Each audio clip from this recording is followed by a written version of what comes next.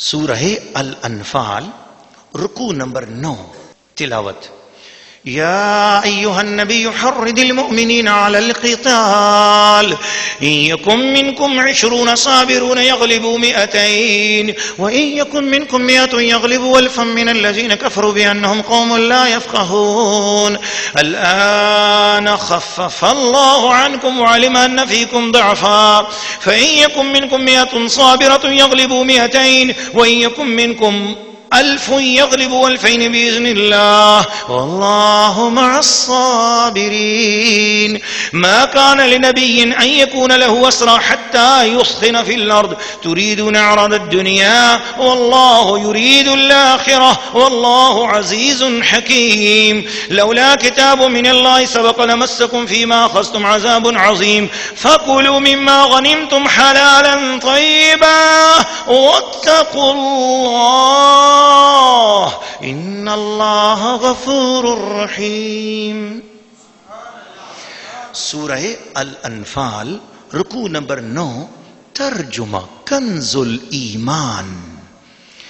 اے غیب کی خبریں بتانے والے مسلمانوں کو جہاد کی ترغیب دو، اگر تم میں کے 20 صبر والے ہوں گے 200 پر غالب ہوں گے، اور اگر تم میں کے 100 ہوں تو کافروں کے 1000 پر غالب آئیں گے، اس لیے کہ وہ سمجھ نہیں رکھتے۔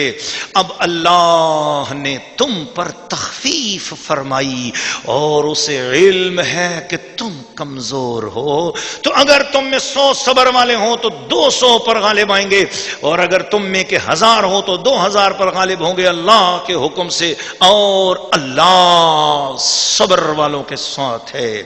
کسی نبی کو لائق نہیں کہ کافروں کو زندہ قید کرے جب تک زمین میں ان کا خوب خون نہ بہائے۔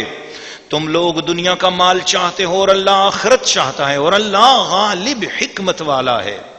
اگر اللہ پہلے ایک بات لکھ نہ چکا ہوتا تو اے مسلمانوں، تم نے جو کافروں سے بدلے کا مال لے لیا اس میں تم پر بڑا عذاب آتا، تو کھاؤ جو غنیمت تمہیں ملی حلال پاکیزہ، اور اللہ سے ڈرتے رہو، بے شک اللہ بخشنے والا مہربان ہے۔ سورہ الانفال رکوع نمبر 9 تفسیر۔ ناظرین و ناظرات اور سامعین و سامعات، ترجمہ کنز الایمان بڑا واضح اور ایمان افروز ہے۔ اس کی تشریح اور تفسیر میں صدر الافاضل بدر اللہ ماثل حضرت امام سید محمد نعیم الدین مراد آبادی رحمۃ اللہ تعالی علیہ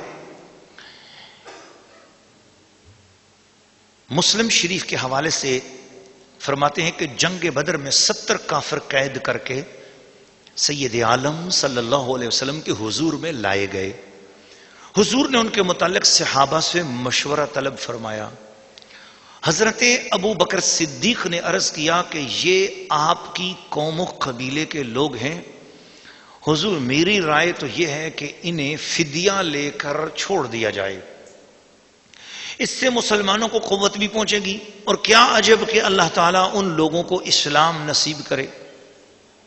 جب حضرت ابو بکر صدیق کا مشورہ مکمل ہوا تو حضرت سیدنا مراد رسول عمر فاروق رضی اللہ تعالی عنہ نے عرض کیا، یا رسول اللہ، ان لوگوں نے آپ کی تکذیب کی، آپ کو مکہ مکرمہ میں نہ رہنے دیا، یہ کفر کے سردار ہیں اور سرپرست ہیں، ان کی گردنیں اڑائے، اور اللہ تعالیٰ نے آپ کو فدیہ سے غنی کیا ہے۔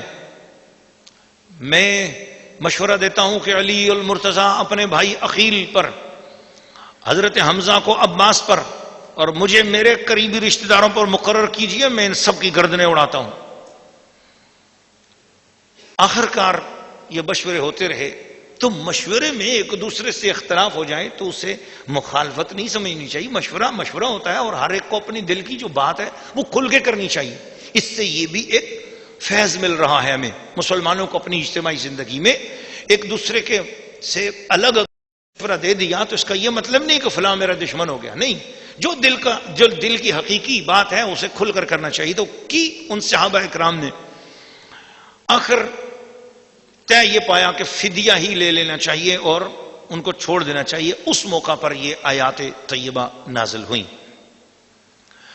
اور پھر اللہ پاک نے اختیار بھی دے دیا اپنے محبوب کو اور فرمایا کہ اما منم بعد و اما فدا. محبوب اب آپ کی مرضی ہے، چاہو تو آپ ان سے فدیہ لے کر ان کو چھوڑ دو، چاہو تو ان کو قتل کرو، اب آپ کی مرضی. پہلے وہ آیت کریمہ نازل ہوئی، اس میں اللہ پاک نے ان صحابہ کرام کی دلجوئی فرمائی جنہوں نے یہ کہا تھا کہ ان کو قتل کر دیا جائے. تو اللہ پاک نے آسمان سے بھی یہ رائے نازل کی جو حضرت عمر فاروق رضی اللہ تعالیٰ عنہ کا مشورہ تھا. اللہ پاک نے بھی وہی فیصلہ نازل فرمایا اور فرمایا کہ یہی بات تھی، ان کا قتل کرنا چاہیے تھا، ان کو خون بہا دینا چاہیے تھا ان کا. لیکن بعد میں جس طرح فدیے کی بات ہوئی، اللہ پاک نے بھی اپنی رحمت سے اس طرف ہی اپنا فیصلہ فرما دیا اور فرمایا کہ محبوب اب آپ کی مرضی ہے کہ اب آپ جو کچھ چاہیں تو کافروں کو قتل کریں، چاہیں تو ان کو غلام بنا دیں، چاہیں تو ان سے فدیہ لے کر ان کو آزاد کریں.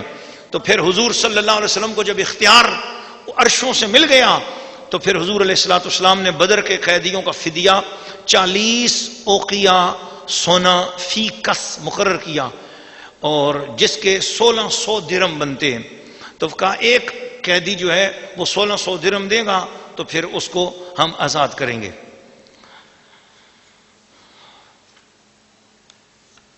اور اسی میں آخر میں یہ بھی فرمایا کہ اے ایمان والو، ہم نے آپ کے لیے غنیمتیں حلال فرمائی.